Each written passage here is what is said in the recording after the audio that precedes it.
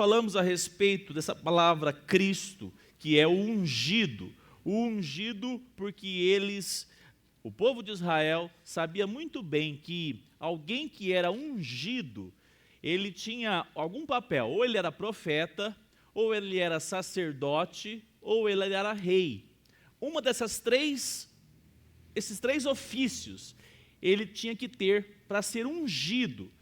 E essa relação, nós vamos inclusive estudar hoje, ela é uma relação direta com aquilo que eles apresentavam. Quem era o rei, quem era o sacerdote, quem era o profeta. Nós vamos falar sobre esses três ofícios. Mas eu quero, antes de entrarmos nesses aspectos dos ofícios de Cristo, eu quero destacar aqui um texto para nós lermos juntos. 1 João capítulo 2, versículo 6. 1 João 2,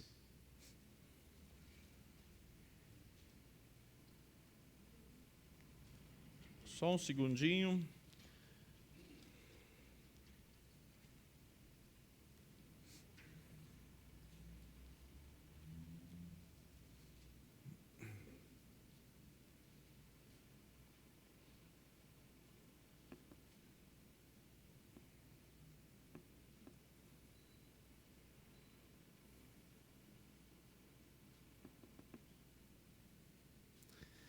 Diz assim a palavra do Senhor, 1 João 2, 6. Quem diz que permanece nele, esse deve também andar assim como ele andou. Jesus, ele veio para ser aquele que pudesse trazer a solução de um problema que após a queda não se encontrou nenhum homem que pudesse satisfazer toda a lei de Deus. Nós já falamos sobre isso. Adão foi um homem criado à imagem e semelhança de Deus. Após a queda, nós temos um problema. O pecado entrou na raça humana. A partir de Adão, todos os homens se tornaram pecadores, todas as pessoas. E o que aconteceu? Deus, por meio dessa santa trindade, há uma relação da trindade em enviar a pessoa do Filho. O Pai envia a pessoa do Filho. E a pessoa do Filho, Cristo Jesus, vem para na cruz do Calvário levar a cabo todos os nossos pecados. E antes disso, o que Jesus também fez vivendo aqui entre o seu ano de vida até o seu último ano de vida, com 33 anos, não foi isso? Como é que Jesus viveu aqui? Qual foi a maneira? Exatamente, um homem que obedeceu a Deus perfeitamente. É claro, ele é o próprio Deus, sim, mas ele também tinha a natureza humana. E nessa natureza humana, ele foi um homem sem pecados. Ele foi tentado? Sim, ele foi tentado em tudo que nós somos tentados, mas ele não pecou, e é por isso que ele morre na cruz, e ele paga, o salário do pecado é o quê? Então ele paga a conta que é nossa, mas ele mesmo tinha pecado, por isso ele ressurgiu, porque ele é Deus, e porque ele não tinha nenhum pecado na sua pessoa. Ele é o enviado, o ungido, ele é o Cristo, ele é o Messias, que tanto Israel, o povo de Deus, aguardava. Mas notem, essas relações estão sendo sempre apontadas para a nossa justificação. Aquilo que nós recebemos, uma vez para sempre, aonde? Onde é o local da nossa justificação? Na cruz. Nós já falamos sobre isso, a justificação garante a nós a justificação de quantos pecados que nós cometemos? Todos, seja os nossos pecados hoje, seja os nossos pecados do passado, de ontem, seja pecados inclusive do futuro, porque nós somos o quê? Pecadores. Apesar de sermos pecadores, apesar de sermos falhos, agora, por meio da obra de Cristo, Ele será para nós o nosso modelo de vida. Mas pastor, como pode? Ele sendo Deus e agora nós vamos ser pecadores com esse objetivo? Sim, porque nós recebemos uma dádiva. Jesus disse assim, eu não deixarei vocês o quê? Órfãos. Essa palavra é maravilhosa. Eu não deixarei vocês sozinhos. E quem vai capacitá-los a viver a carreira cristã, a vida cristã, é o próprio Espírito Santo. E é por isso que quando Nicodemos perguntou para Jesus, o que eu devo fazer para ser salvo, o que é necessário? Jesus disse o que para aquele homem? Era necessário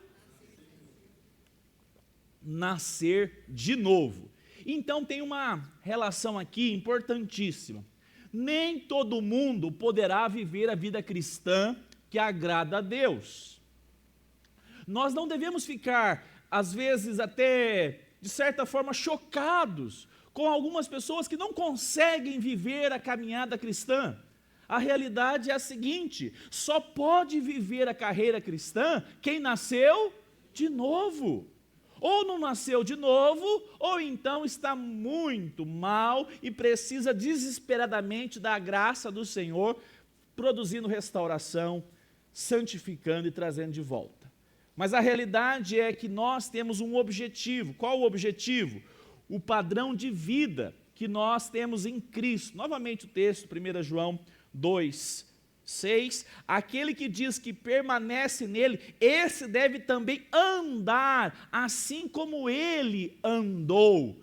Se eu digo que eu sou cristão, não posso apenas dizer isso de palavras, senão há o quê? Uma incoerência.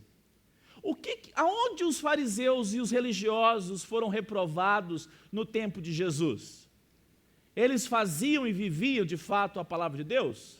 Eles mais o quê? Falavam. Eles tinham um discurso que era uma maravilha. Eles tinham uma relação.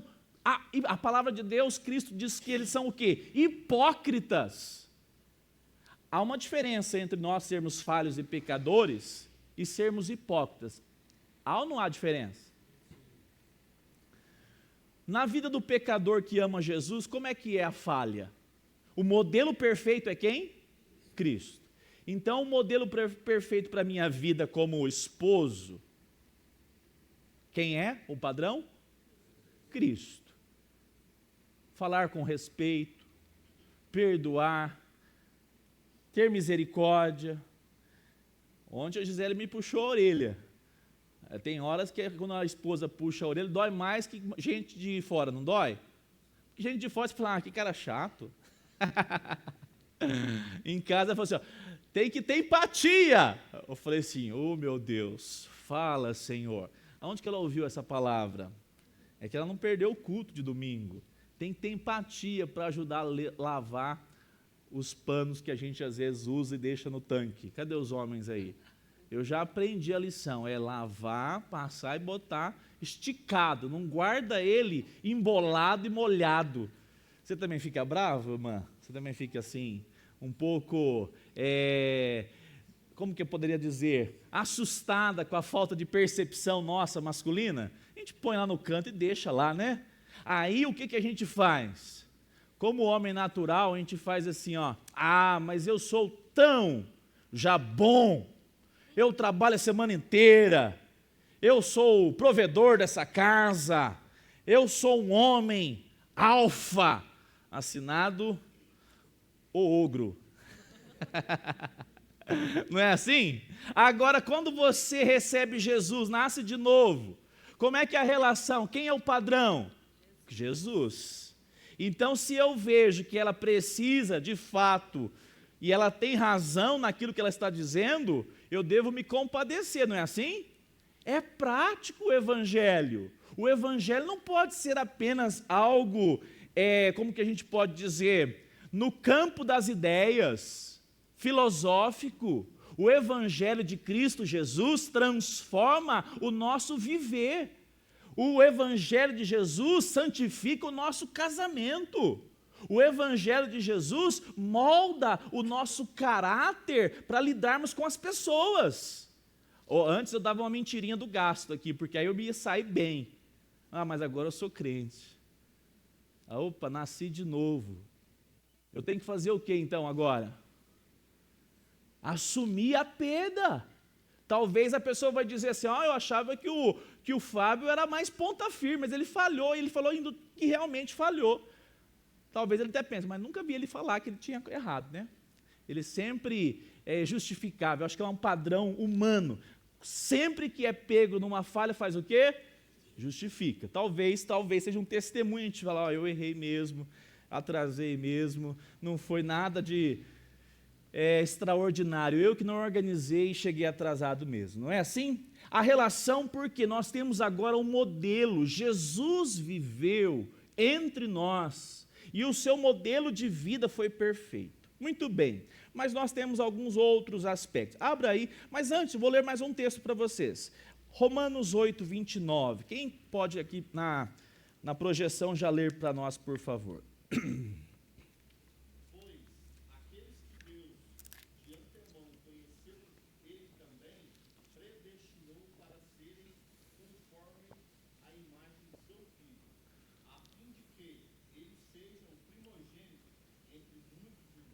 Olha só o que a palavra de Deus está dizendo.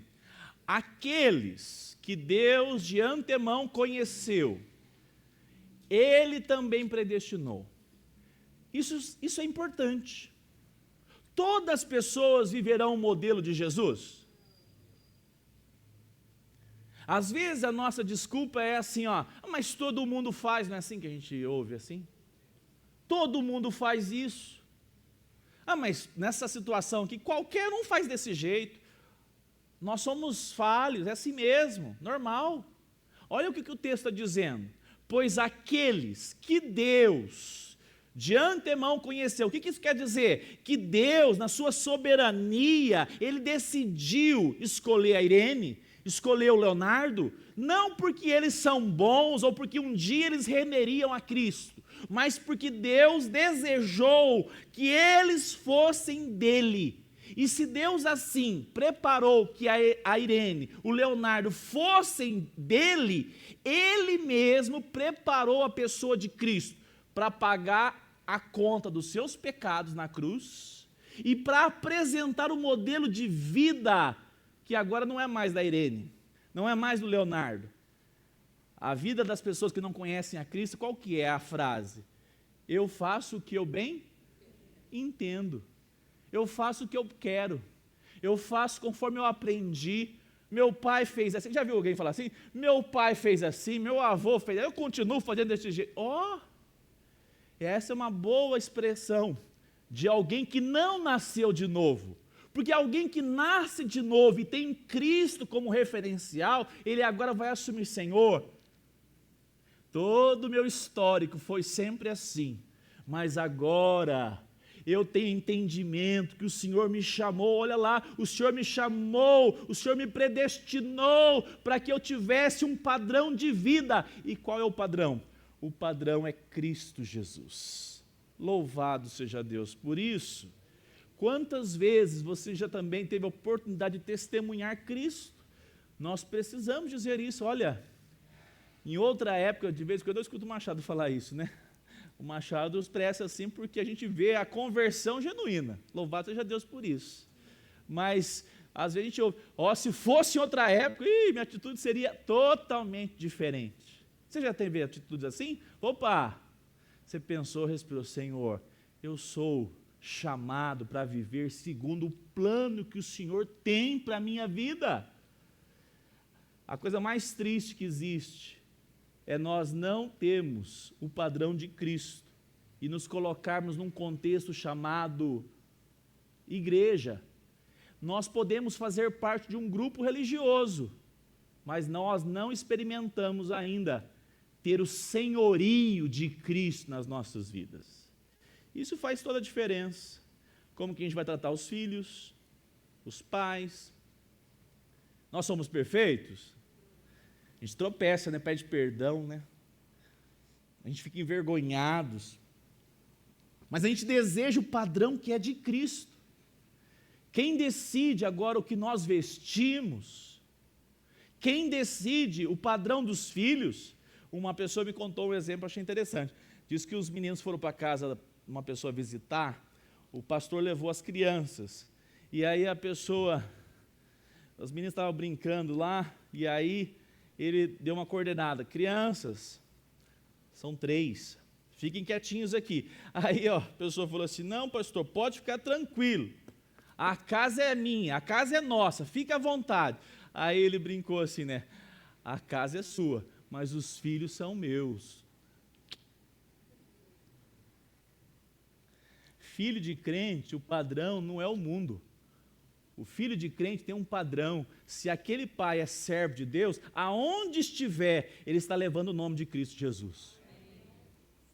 Ué, então, de acordo com os filhos, meus filhos fazem isso. Oh, meu adolescente, não, minha fica tranquilo. Ontem eu estava vendo eu faço amizade assim com os vizinhos, mas é difícil de conseguir ter muitas informações, né? Hoje a turma é fechada.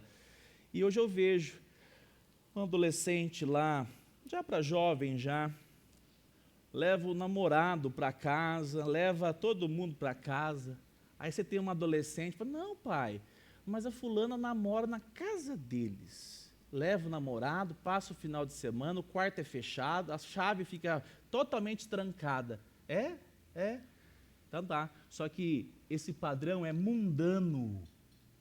O padrão de filho de Deus, dirigido segundo o padrão de Cristo, não é esse. É uma preparação diferente. E não é porque você é quadrado, não é porque o seu estilo de vida é, digamos assim, do século XX. Não, porque agora o que nos direciona na criação dos nossos filhos, seja na infância, na adolescência, na juventude, é Cristo Jesus.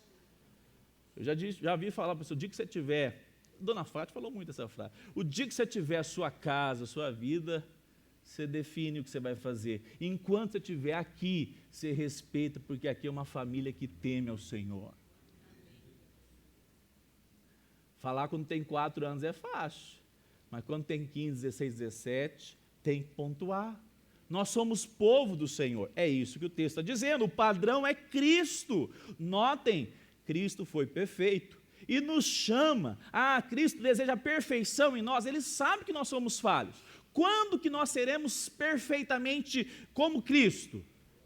O dia que Ele nos chamar para a glória. Enquanto estivermos aqui, nós vamos tropeçar ainda, mas nós estamos corrigindo. O hipócrita, ele não está preocupado em corrigir, ele está preocupado em não ser o quê? Pego, visto. O servo de Jesus, quando ele tropeça, o que acontece com o coração dele? Entristece. Ele diz: esse não é o padrão que eu desejo para a minha vida, para a minha caminhada, para o meu casamento, para o meu namoro, para a minha família. É assim que acontece. Nós temos então aqui alguns outros aspectos que nós vamos trabalhar. Nós temos também aqui, para ser o nosso padrão de nosso corpo redimido. Mais um texto aqui nessa parte que nós estamos estudando, 1 Coríntios capítulo 15. Oi, meu irmão. Tem um texto aqui, Filipenses 4, versículo 9, que diz o seguinte: que também aprendestes, e recebestes, e ouvistes, e vistes em mim, isso praticai, e o Deus da paz será. Exatamente. Olha o padrão, né? Nós temos um padrão de conduta. Hoje, eu repito, parece: pastor, mas tem que ter Bíblia de papel. Eu repito, você pode ter o aplicativo. Tem turma aí, gente nova, igual o Anderson, que vai completar ainda 35 anos. Essa turma nova. Dá um apoio agora, viu, Anderson?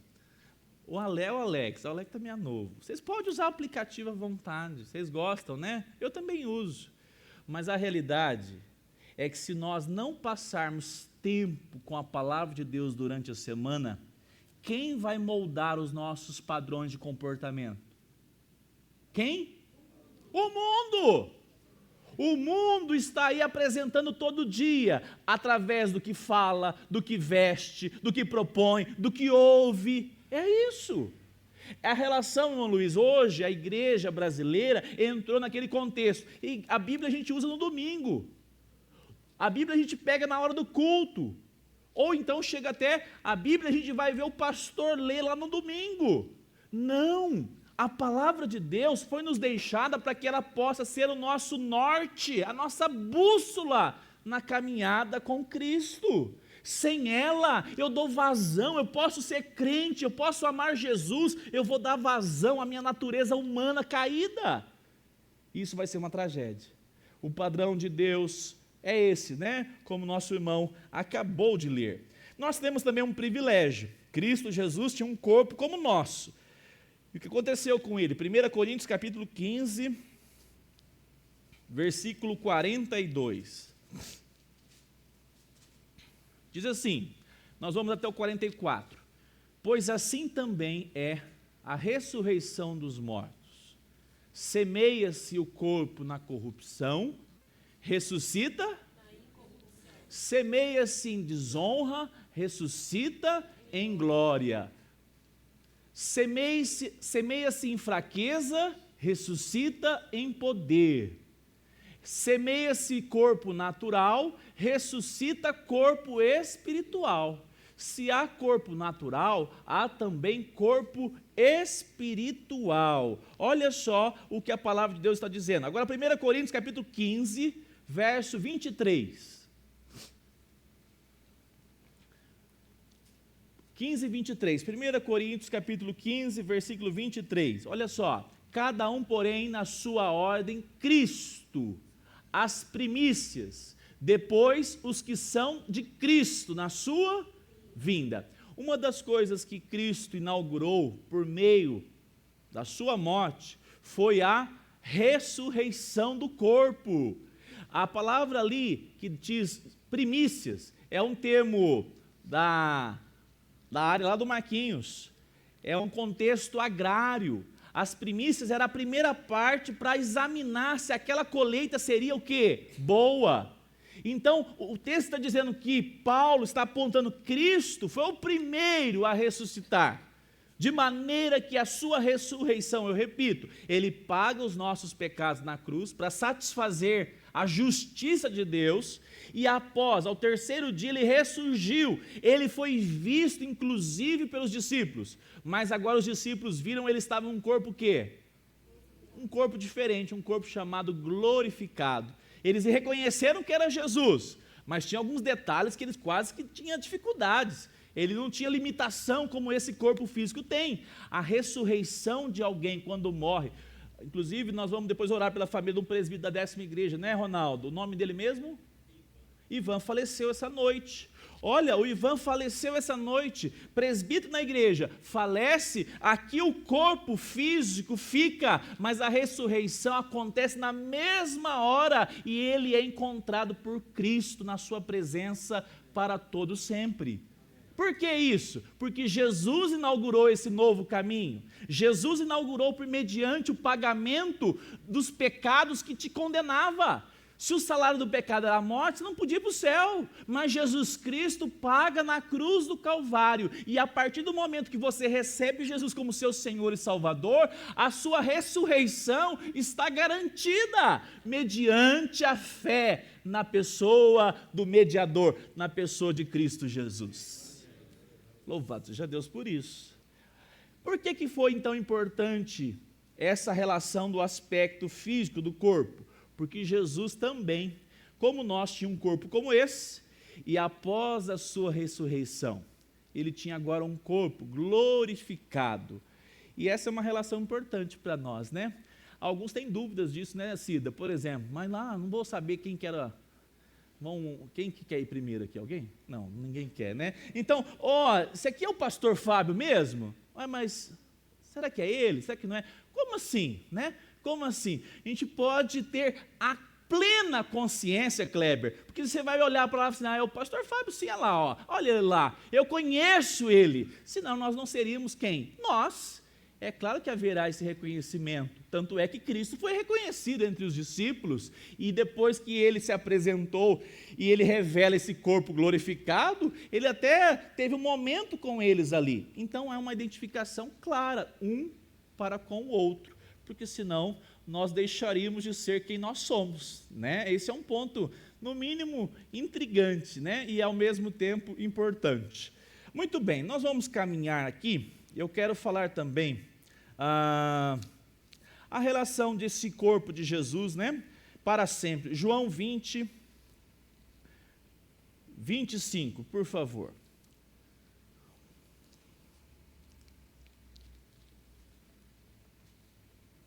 Evangelho de João, capítulo 20, do 25 ao 27.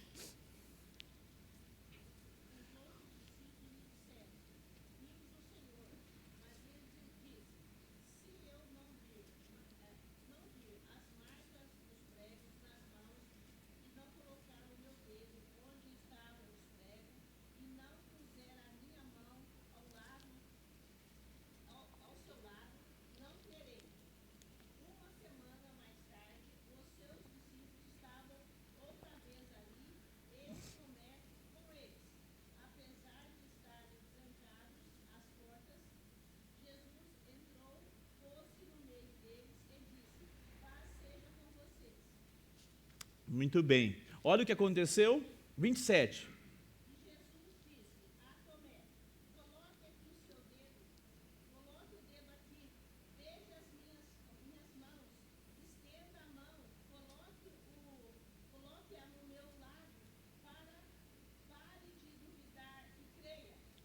Muito bem. Olha o que Jesus fez. Jesus revela-se aos seus discípulos, aos apóstolos, e ele apresenta inclusive as chagas de onde?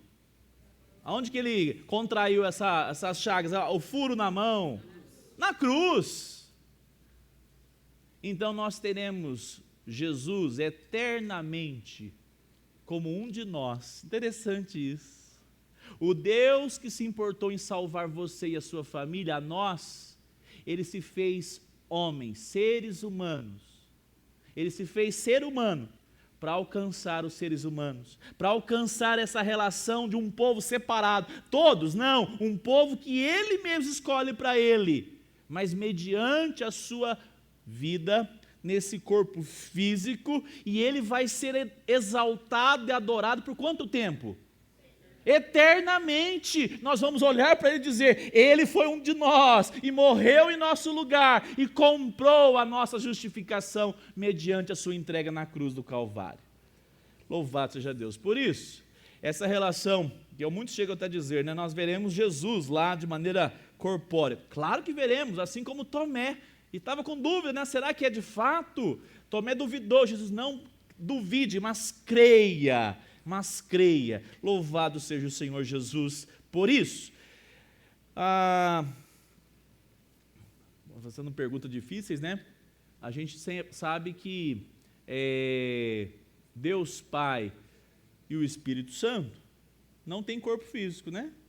Então, de fato, o que nós veremos de maneira, pelo menos assim, nessa mente limitada pelo pecado, como nós temos, é Cristo. Como é que nós veremos Deus? Aí depois a gente vai ter que ir lá, chegar e avaliar, né, Poliana? Porque aí o Senhor vai mostrar como é que Ele vai fazer. Mas Cristo nós veremos e poderemos abraçá-lo. Como é que vai ser a fila? Não sei, né? Não vai ter pressa, né? Não vai ter pressa. Tem umas músicas aqui no Brasil, no mundo, que elas são estranhas. Elas expressam algumas coisas que não são legais. Não tratam Jesus com uma reverência que deve ser colocado. Mas lá no céu, eu quero dar um abraço no cangote de Jesus. Ô Senhor, santo, maravilhoso, que me alcançou. Como é que vai ser isso? A gente não sabe, né? São coisas que nós não sabemos. Sabemos que Ele tem um corpo físico e Ele é um de nós. Ao mesmo tempo, Ele é Deus. Muito bem, meus irmãos, agora nós vamos começar então hoje, nós vamos falar sobre essa relação dos ofícios de Cristo. Eu quero ler com os irmãos alguns aspectos. Deixa eu só achar aqui que eu acabei fechando a minha página aqui.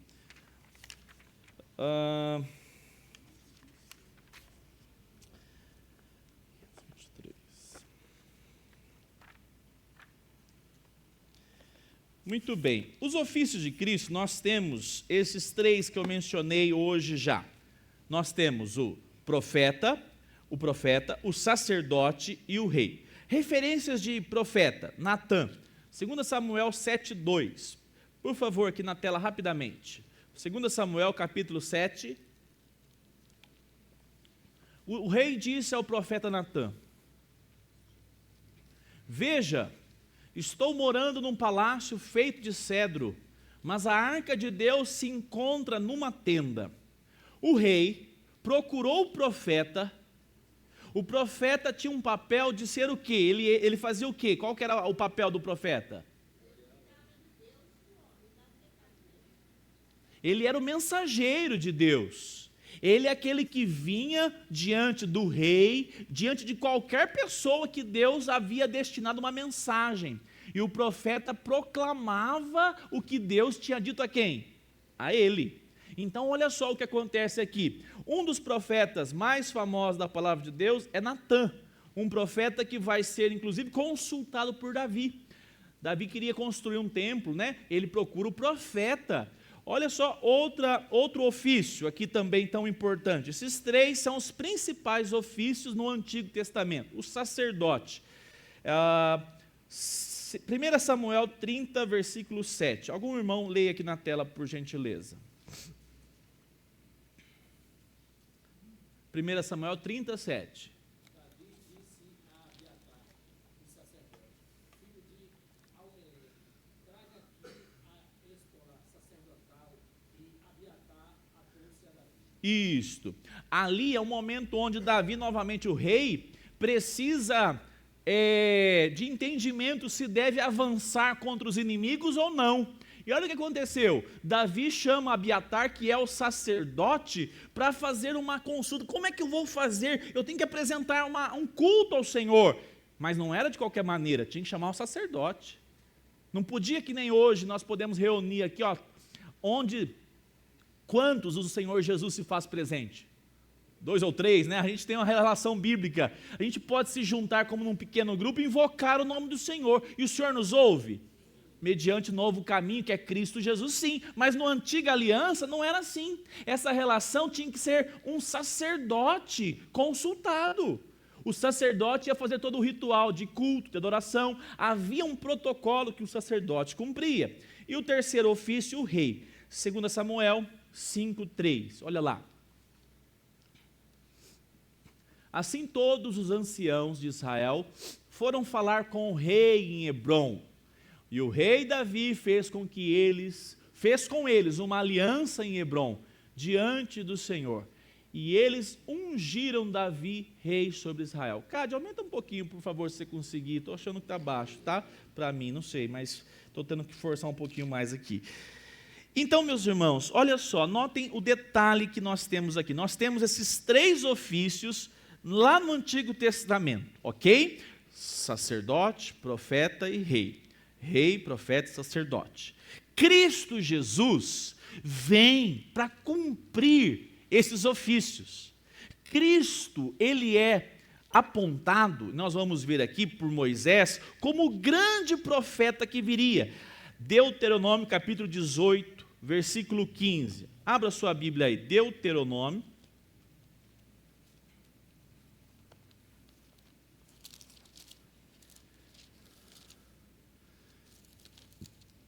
Deuteronômio capítulo 18, versículo 15, do 15 ao 18. O Senhor, seu Deus, fará com que do meio de vocês, do meio dos seus irmãos, se levante um profeta semelhante a mim, e a ele vocês devem ouvir, porque isso foi o que vocês pediram ao Senhor seu Deus em Horebe, no dia em que o povo estava reunido. Vocês disseram: não nos faça ouvir de novo a voz do Senhor nosso Deus, nem ver este grande fogo, para que não morramos. Então o Senhor me disse: eles estão corretos naquilo que disseram. Farei com que se levante do meio de seus irmãos um profeta semelhante a você, em cuja boca porei as minhas palavras, e ele lhes fará tudo o que eu lhe ordenar. Até aqui, versículo 18. Quem foi esse profeta aqui no texto de Deuteronômio? esse profeta foi o primeiro profeta, Moisés. Moisés inaugura a linhagem dos profetas. Moisés foi escolhido por Deus para ser aquele que traz a mensagem ao povo. O povo saiu do Egito em grande triunfo. Mas quem que chegava na frente de Faraó e dizia a vontade de Deus? Moisés. Usava por Arão, mas o escolhido para ser ali o profeta foi Moisés. Quem estava diante de Deus recebendo as tábuas da lei? Moisés. Moisés inaugura esse ofício que nós chamamos de profeta. Quem será, antes de Cristo, o último profeta? Vocês lembram? Depois de mais de 400 anos de silêncio, quem foi o profeta do Novo Testamento? João, o Batista, aquele que batizava. Ele foi o precursor de Jesus. Endireitai as vossas veredas, assim era a palavra do profeta João. Mas o que acontecia? Nós tínhamos então os profetas sempre com destaque apontando a palavra de Deus. Mas tinha um detalhe: quando o profeta tinha uma mensagem, como é que era a introdução dele? Como é que, quem lembra aqui?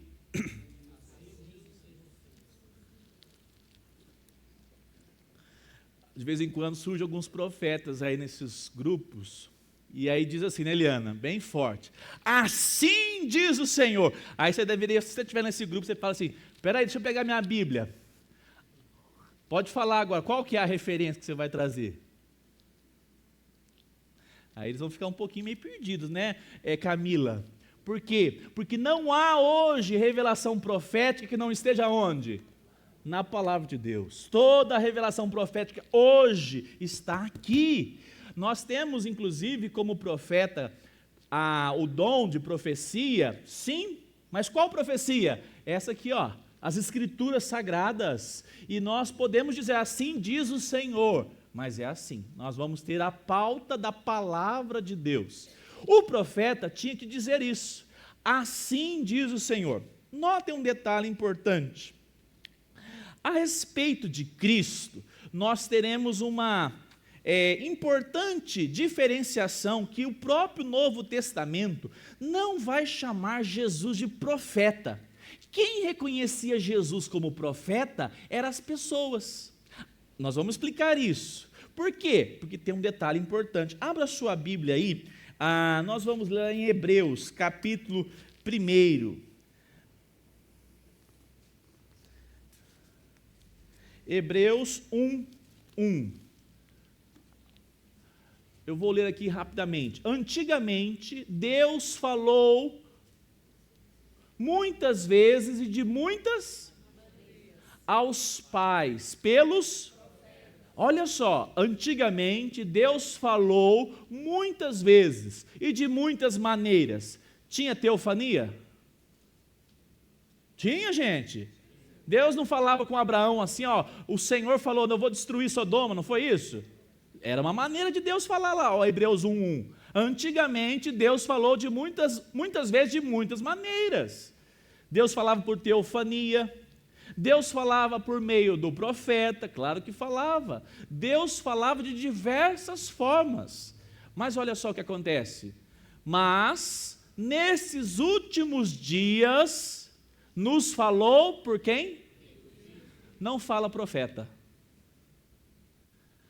Mas nestes últimos dias nos falou pelo Filho, a quem constituiu o herdeiro de todas as coisas e pelo qual também fez o universo. Quando o autor aos Hebreus foi tratar de Cristo, ele sabe que ele é o grande profeta. Cristo, ele é o grande profeta porque ele não é só o profeta, ele é a própria profecia. João, capítulo 1, Evangelho, abra aí rapidamente para você ver quem ele é. 1:1, aqui por favor, João 1:1. Ele é o quê? Quem conhece esse texto? O Verbo. Leia para mim, Rogério Gomes.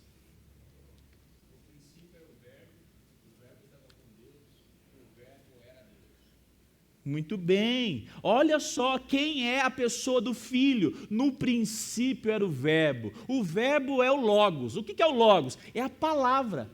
O mundo e tudo que foi criado, inclusive nós, foram criados por meio da palavra de Deus. Mas a palavra de Deus, a própria palavra, assumiu forma humana. A pessoa do Filho. No princípio era o Verbo, e o Verbo estava com Deus. A pessoa do Filho estava com Deus. E o Verbo era Deus. Quando o Hebreus, o autor, volta lá novamente, 1:1, quando vai se tratar da pessoa de Cristo Jesus como o profeta, Deus nos fala, agora nos falou por meio do Filho. Pastor, mas então Cristo não é o profeta? Detalhe importante, tinha algumas passagens, eu quero a ajuda de vocês, quer ver? Lucas 24:27, as pessoas achavam que Jesus era um profeta, quando ele fazia alguns milagres. O povo de Israel aguardava um grande profeta. João Batista foi um grande profeta, mas eles confundiam quem de fato era Cristo. Será que não é um outro grande profeta? Poderia ter essa dúvida. Olha lá. E começando por Moisés e todos os profetas, explicou-lhes o que constava a respeito dele em todas as Escrituras. Jesus está caminhando com duas pessoas, o chamado caminho para Emaús, e Jesus diz assim, e começando por Moisés. Quem é Moisés? Profeta, diz o texto, e todos os profetas, explicou-lhes que o que constava a respeito de quem? Dele, em todas as Escrituras. Então a relação de Jesus, ele não é apenas um profeta, ele, até nós temos uma definição, né? Ele não é só o profeta, como ele é o conteúdo de toda a profecia. Ele é o cumprimento de toda a profecia. É ele que inspirava os profetas a levar a mensagem dele mesmo. É por isso que nós temos essa diferenciação, porque senão a gente vai tratar Jesus, ele era o grande profeta. Por exemplo, quem me dá um exemplo que considera Jesus como um grande profeta até hoje? Vamos, quero respostas.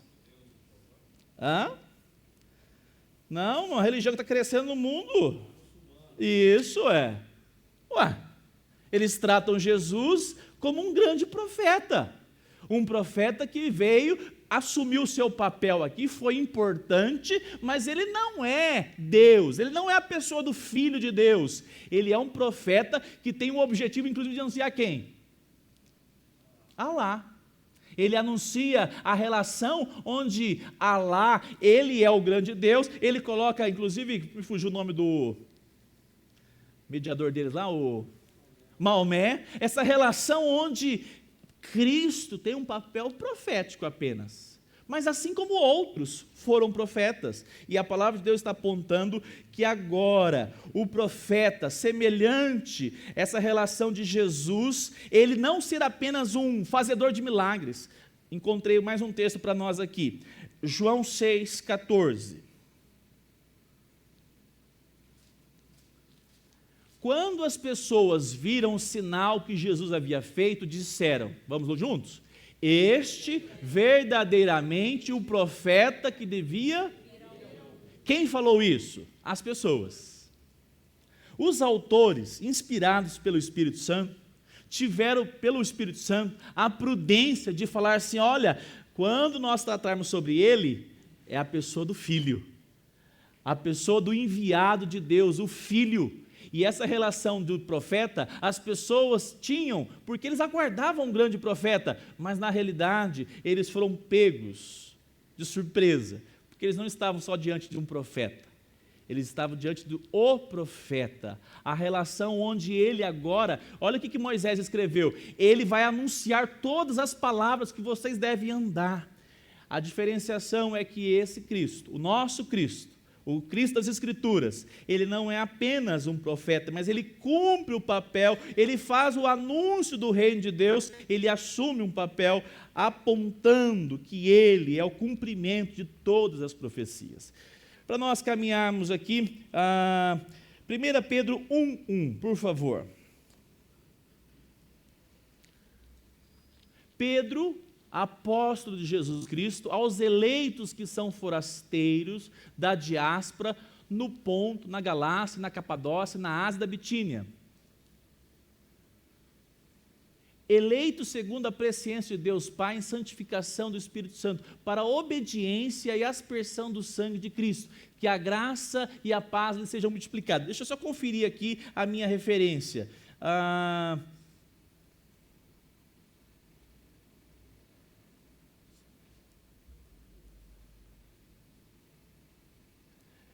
Porque a minha referência aqui está errada, então. Mas a primeira parte aqui, novamente, por favor. 1. Não, então está errada a minha referência. Vamos para outra aqui. Vamos lá. Caminhando, então, aqui. Nós temos em Cristo esse cumprimento. Nós temos Hebreus 1, nós já lemos, e João 14, 9. Por favor, João 14, 9. Jesus respondeu: há tanto tempo estou com vocês, Filipe, e vocês ainda não me conhecem. Quem vê a mim, vê quem? Como é que você diz, mostre-nos o Pai? Olha Jesus dizendo quem Ele é. A relação hoje, inclusive, trazendo para os nossos dias, há uma doutrina herética dos testemunhas de Jeová, que não reconhece Cristo como Filho de Deus, como Deus. Olha o que Jesus diz. Jesus respondeu: há tanto tempo estou com vocês, Filipe, dizendo para um dos seus ali, e você ainda não me conhece? Quem vê a mim, é porque ele queria ver Deus. Filipe queria ver Deus, e Jesus responde: quem vê a mim, vê quem? Olha que coisa maravilhosa. Mas tem um detalhe que diferencia Jesus como profeta. Jesus, como é que os profetas então diziam? Assim. Jesus em nenhum momento, quando ia usar a palavra, ele utilizava assim, diz o Senhor. Pelo contrário, ele dizia, capítulo 5, 22 de Mateus: eu, porém, vos digo. Os profetas tinham que ter confirmação de quem via a mensagem. O profeta verdadeiro, o perfeito, ele diz, olha lá, há tanto tempo, volta lá para o texto. Cadê? Eu falei a referência aqui, fugiu. Mateus 5, 22. Olha lá. Eu, porém, lhes digo. Quem está dizendo é quem tem a autoridade de criar os céus e a terra. Ele não precisa de confirmação do próprio Deus, porque Ele é o próprio Deus. Essa relação onde Ele é o profeta perfeito. Notem que Deus estabeleceu os profetas para que pudessem levar a mensagem ao povo. Você lembra aquela passagem que diz assim, eu enviei os profetas, o rico e o Lázaro, é o rico e o Lázaro, que diz assim, como é que eles vão ouvir você, homem rico? Você quer voltar para avisar para os seus parentes que aqui a coisa é ruim? Não é isso? O que o Abraão diz? Eles não ouviram quem? Os profetas! Eles não deram ouvidos aos profetas. Eles vão ouvir alguém que é morto e vai voltar para lá? Jamais! Os profetas foram enviados para proclamar a vinda do Messias, a vinda do ungido de Deus, e eles fizeram isso, proclamaram. Todos em Israel creram? Não. Aí chegou quem? O próprio Cristo, que disse assim, vão e pregue a mensagem de arrependimento. Muitos acham que Jesus ia, e ele fazia milagres. Fazia ou não fazia? Ele pode fazer até hoje, amém? Mas o foco central não era os milagres. Jesus disse para os discípulos, vão, nós estamos estudando Marcos, Evangelho de Marcos, lá nos pequenos grupos, estamos terminando agora. Mas ele enviou os discípulos com uma mensagem. Qual que era o conteúdo? Quem lembra? Mensagem, Jéssica, isso mesmo, de arrependimento, dizendo, nós não ouvimos os profetas, e agora nós não podemos perder a oportunidade de não ouvir o próprio Deus por meio de uma mensagem clara. E o que aconteceu? muitos mesmo assim não ouviram nem o próprio Cristo. E é por isso que ele é não só o mensageiro, ele é a própria mensagem. Quem quer ir a Deus, ele é quem? O caminho. Ele é quem? A verdade. Ele é quem? Ninguém, a não ser por ele. Olha a mensagem profética de Jesus Cristo. Olha a mensagem categórica. E ele não está dizendo, assim diz o Senhor. Ele diz, eu sou. Até a expressão lá do Antigo Testamento, Yahvé, eu sou. Porque Deus se declara como eu sou. Muito bem, então, nesse aspecto como profeta, tranquilo, tudo bem? Vamos caminhar aqui para o final, mas vamos ver aqui Cristo como sacerdote. Então, nós temos alguns aspectos de Cristo como sacerdote. Vamos lá. Jesus ofereceu um sacrifício perfeito. Hebreus 10, 4. Nós já falamos um pouquinho, aqui a gente vai ter mais ser sucinto. Hebreus 10, 4. Quem pode ler, por favor, para me ajudar? Porque é impossível que o sangue de todos os mortos remova o pecado. Muito bem. Pode continuar. Por isso, ao entrar no mundo, Cristo disse: sacrifício e oferta não quisestes, mas preparastes um corpo para mim. Muito bem. Outro versículo para mim já continua, Machado, 9:26, Hebreus 9:26. Se fosse assim, ele precisaria ter sofrido muitas vezes desde a fundação do mundo. Isto. Pode continuar. Agora, porém, ao chegar o fim dos tempos, ele se manifestou uma vez por todas para aniquilar o pecado por meio de sacrifícios de si mesmo. Olha só o que Jesus está deixando bem claro. A mensagem aqui é bem clara, é bem evidente. Ela aponta para a pessoa de Cristo. Os sacrifícios que eram feitos no Antigo Testamento era derramamento de quem? Sangue de quem? Animais. Esses animais não tinham poder para remir de pecados.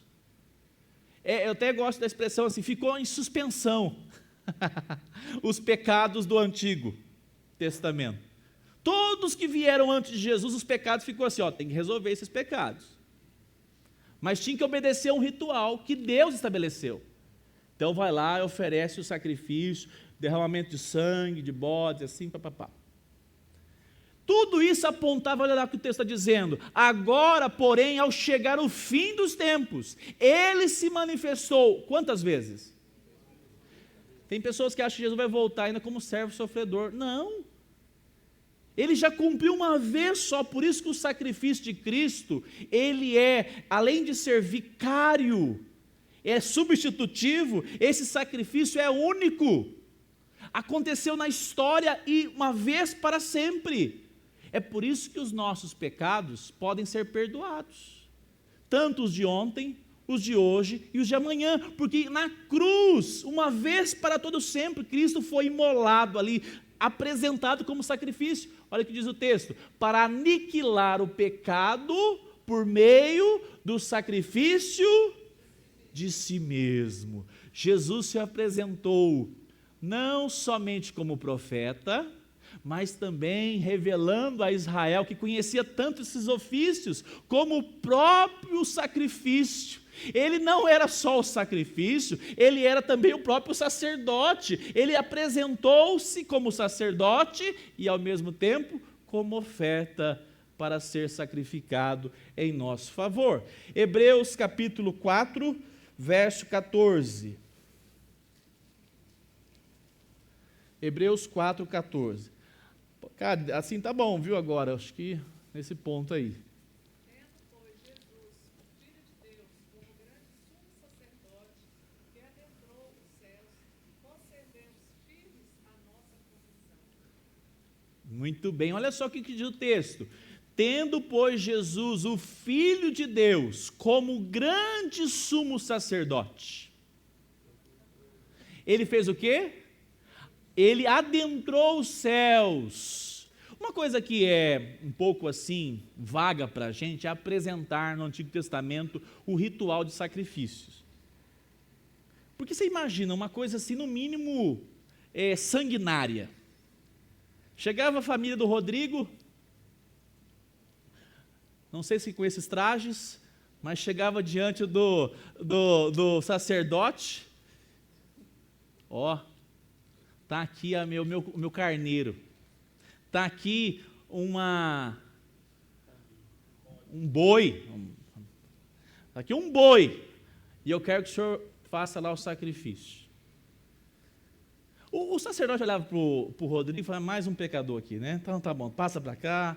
Você imagina aqui relação fria? Relação assim, sei lá que pecados que eles cometeram, só sei que é muitos pecados mesmo. Era uma relação que era um sacerdote, uma pessoa, primeiro, falha e pecadora também. Que ele tinha que fazer o que para entrar naquele local lá, Rodrigo? Todo um aparato, uma preparação toda especial. Então, o Rodrigo chegava, o sacerdote tinha que tomar banho todo jeitoso, muito dedicado, porque senão ele podia morrer, não é isso que a palavra de Deus diz? Aí ele apresentava para o sacerdote, para o sumo sacerdote. Quando era feito essa expiação, sobretudo, de maneira na nação, era um que fazia e o povo ficava lá de fora assim, então está expiando nossos pecados assim, né? A relação de nós não termos o que o profeta diz, chegará o tempo onde o Senhor escreverá aonde a palavra de Deus que nós estudamos. Antes era nas tábuas de pedras, e agora? Olha o que mudou. Nós agora não temos um sacerdote que é aquele que recebe sem saber o que está acontecendo com você, sem saber das suas fraquezas, inclusive. Nós temos agora um sacerdote que ele se compadece de nós, e ele se compadece a ponto de dizer, esse pecado que você comete, Josivaldo, esse mesmo, eu venci, eu fui tentado, e eu não pequei, mas eu socorro você mediante a minha oferta na cruz do Calvário. Agora o sumo sacerdote pode dizer, eu conheço a sua fraqueza, eu conheço as suas dificuldades, eu conheço as suas limitações, e eu me coloco no seu lugar, e não somente para apresentar, eu também me coloco como a própria oferta, mediante a obra da cruz, a obra do Calvário. Hebreus 9, 24, nós acabamos de ler, 9, 24, lemos, né? Hebreus 9, 24, porque Cristo não entrou em santuário feito por mãos humanas. Qual que era o santuário feito por mãos humanas? O templo. O templo.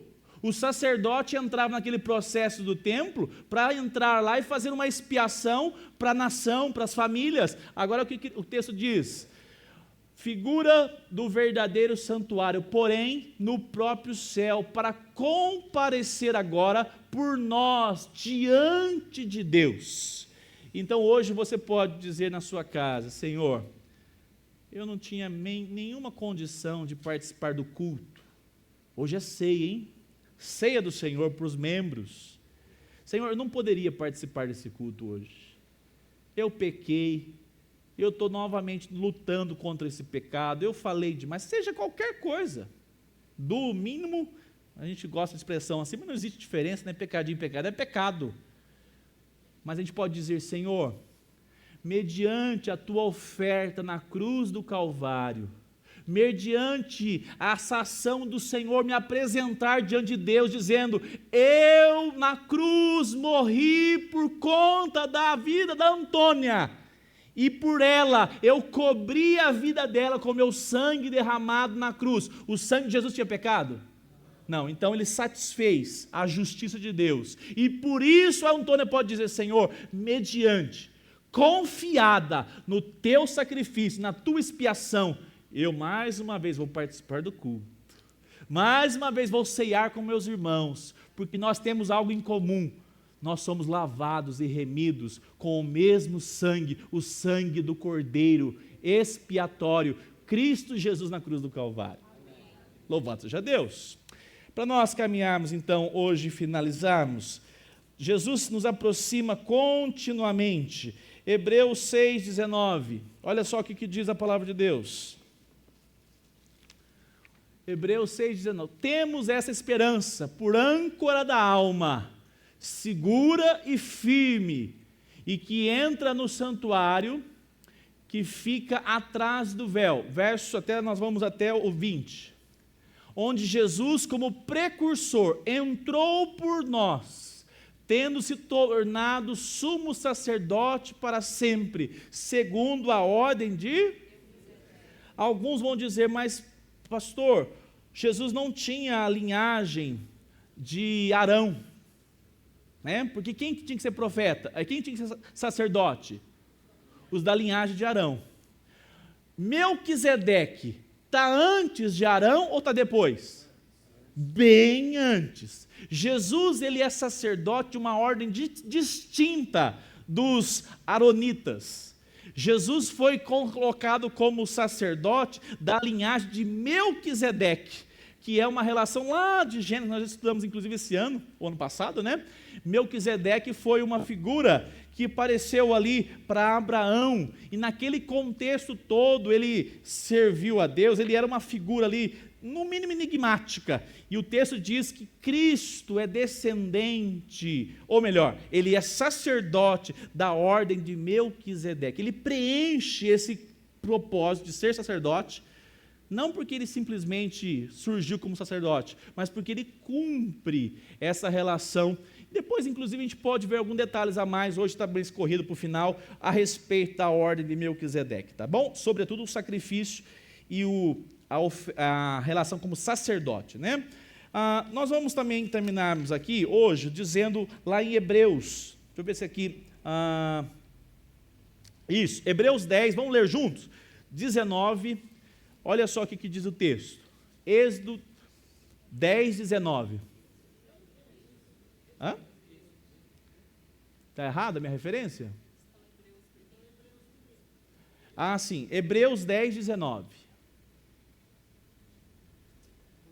Vamos ler juntos? Olha lá na tela. Portanto, meus irmãos, tendo ousadia para entrar no santuário pelo sangue de Jesus, pelo novo e vivo caminho que ele nos abriu por meio do véu, isto é, pela sua carne. Continuamos. E tendo um grande sacerdote sobre a casa de Deus, aproximemo-nos com coração sincero, em plena certeza de fé, tendo o coração purificado de má consciência e o corpo lavado com água pura. Guardemos firme a confissão da esperança, sem vacilar, pois quem fez a promessa é fiel. Louvado seja o nome do Senhor Jesus. Versículo 19, olha só o que diz o início, 19. Qual é o modo que nós podemos chegar agora diante de Deus? Com ousadia mediante quem? Cristo Jesus, o nosso sumo sacerdote. Você não chega na presença de Deus porque você é bonzinho. Você não chega diante de Deus porque você fez uma coisa boa. Você chega diante de Deus porque Cristo Jesus viveu a sua vida, a vida que você deveria viver perfeita, Ele viveu. Ele viveu. E agora, mediante a sua vida e mediante a sua morte, você pode dizer, Senhor, mediante os méritos de Cristo, eu me achego confiado. Eu me achego alegre. É por isso que a igreja deve alegrar-se no Senhor, dizendo, Senhor, como é bom te adorar, como é bom te cultuar, como é bom estar na tua presença, como é bom sair de casa com a minha família seguros, a despeito de tantas tragédias no mundo. Eu não sei se vocês são igual eu pego lá o G1, aí eu vou abrir, acaba o G1, acidente, mata não sei o que, acidente, mata não sei o que aconteceu, rodovia, eu falo, meu Deus, vou desligar esse negócio aqui, o coração da gente fica o quê? Angustiado, e aí sabe o que eu fecho? Eu falo assim, Senhor, que bom saber que o Senhor é o meu sacerdote, que cada passo que eu dou nessa terra, eu e minha casa, nós estamos confiados em Ti, nós teremos uma morada celestial e nada vai lá nos preocupar mais. Meu coração encontra sossego, esperança em Cristo, A esperança, essa palavra, não nos que pode duvidar, mas na certeza. E eu quero terminar aqui para nós, hoje, dizendo a respeito do rei, com um versículo, Mateus 2, olha só o que diz aí.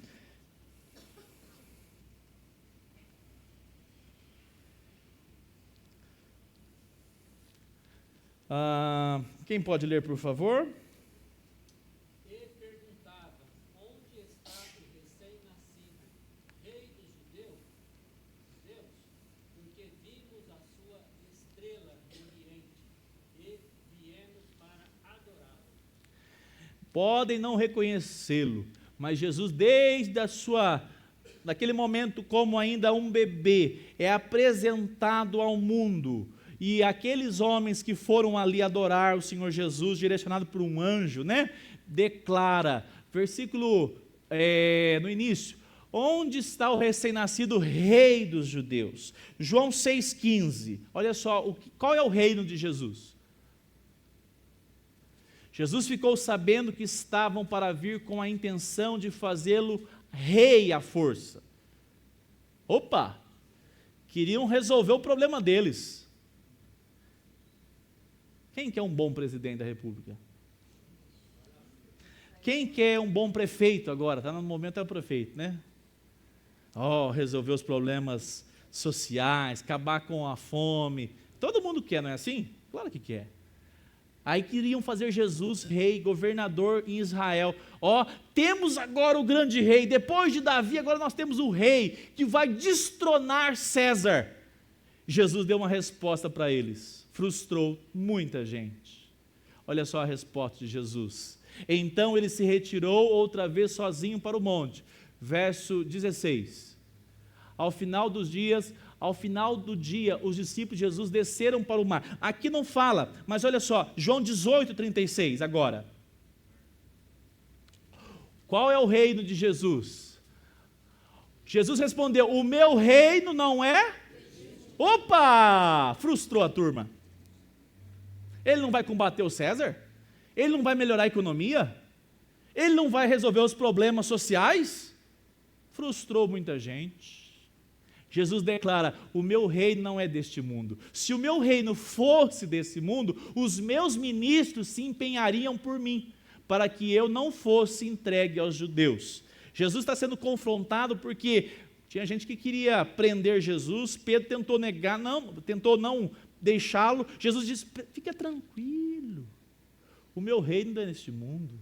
O meu reino não é resolver esses problemas apenas. O reino que eu estou preparando é muito além desses problemas. O reino que eu estou preparando é para todos aqueles que me receberem.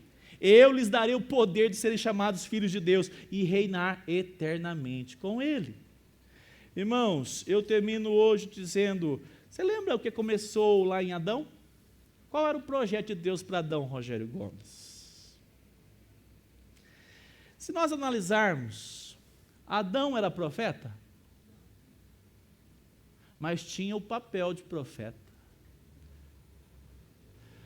Deus falava com Adão. Deus teve a graça de dar a Adão uma esposa. Quem recebeu as coordenadas? Adão. Adão foi o primeiro pregador. Adão pregava para sua esposa, dizendo assim: Deus falou comigo. Deus falou assim. Deus, quando foi criar você, eu olhei para todas as coisas e Deus criou você, como você é maravilhosa na minha vida. Deus é gracioso, Deus é perfeito. Tudo que Adão falava era preciso a respeito de Deus, porque Deus falava diretamente com ele. O texto diz que Deus visitava aquele momento onde eles viviam ali no jardim. Deus visitava. Adão era um profeta, e por causa do pecado ele perdeu o ofício, ele perde a condição de anunciar a palavra de Deus com fidelidade. Perceba um detalhe importante: Adão também ele era sacerdote. Adão, depois nós vamos ler domingo, nós vamos começar daqui para frente. Adão chegava e dizia: Eva, vamos fazer um culto a hora que o Senhor chegar hoje? A hora que Deus visitar lá para umas 6h15, vamos ficar prontos já? Na hora que ele chegar, a gente já começa a adorá-lo. Vamos cantar o hino 32. Tu és fiel, Senhor, ó Pai celeste. Os dois se apresentavam diante de Deus. Adão como um sacerdote, diante de Deus, dizendo: Senhor, como é bom prestar culto. O sacerdote não era só sacrifício, o sacerdote apresentava momentos de canto, de adoração, serviços a Deus. E sobretudo Deus colocou Adão como um rei. Colocou. Deus disse o que para Adão? Olha, toma cuidado que os dinossauros que vai comandar todas as coisas. É assim? Deus deu a Adão o quê? Domínio sobre todas as coisas. Quem deu ao homem o domínio foi o próprio Deus. E tudo que Adão fazia era porque Deus deu ao homem, tenha domínio sobre todas as coisas. Com o pecado, Adão perde o seu papel como profeta perfeito, sacerdote perfeito, e também como um rei, quem governava, quem tinha domínio sobre todas as coisas. Antes ele dizia assim: ô leão, chega um pouquinho para lá que você está me assustando com esses dentes. Eu não falava isso, que não tinha pecado, né? Agora, as feras não obedecem mais a Adão. Ele perde o domínio. E o que aconteceu? Cristo Jesus, ele não é o segundo Adão? É por isso que ele faz essa relação, ele assume o papel como ofício de profeta, sacerdote e rei. Ele substitui o que Adão perdeu. Sabe por quê? Porque um dia você e a sua casa, nós teremos esse papel eternamente na presença de Deus. Vamos ficar em pé e vamos orar?